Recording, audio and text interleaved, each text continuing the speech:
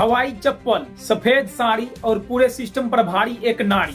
ED की red पड़ते ही ममता दीदी सड़कों पर आ गई। लेकिन सवाल ये है, क्या सिर्फ ये इत्तेफाक है या कोई बड़ी सियासत?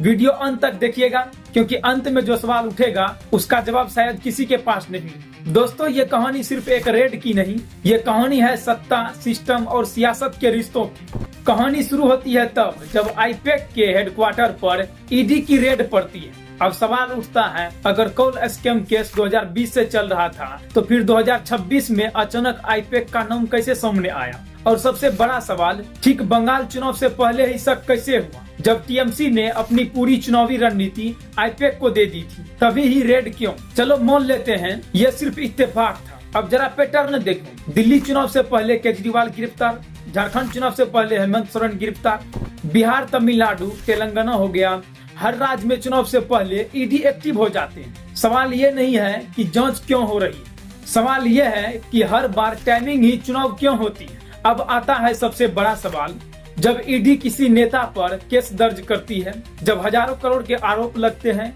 जब गिरफ्तारी होती है और वही नेता अचानक बीजेपी ज्वाइन कर ले, तो क्या होता है?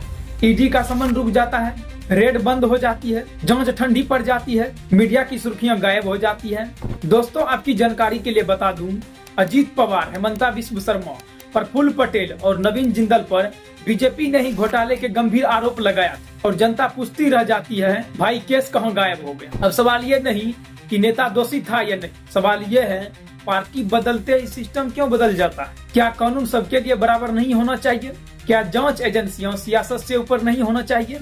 लेकिन जो नेता नहीं झुकता, जो बीजेपी ज्वाइन नहीं करता, उस पर कार्रवाई चलती रहती है, रेड पर रेड, समन पर समन। तो ऐसे में सवाल उठता है दोस्तों, क्या जांच एजेंसियां निष्पक्ष है या सिर्फ चुनावी हथियार बन चुकी है? अब आखिरी सवाल, अगर बंगाल सरकार अपनी पुलिस भेज दे बीजेपी के ऑफिस में किसी पुराने केस के नाम पर चुनाव से ठीक पहले, तो क्या पूरा देश नहीं बोलेगा बंगाल में लोकतंत्र खतरे में है? तो फिर जब केंद्र की एजेंसी विपक्ष पर कार्रवाई करे, तो वो लोकतंत्र की रक्षा कैसे हो जाती? दोस्तों, हम ये नहीं कह रहे हैं कि कोई दोषी है या निर्दोष, हम सिर्फ सवाल पूछ रहे हैं, क्योंकि लोकतंत्र में सवाल पूछना गुनाह नहीं होता है। लेकिन आज के भारत में सवाल पूछना भी जोखिम बनता जा रहा। आप क्या सोचते हो?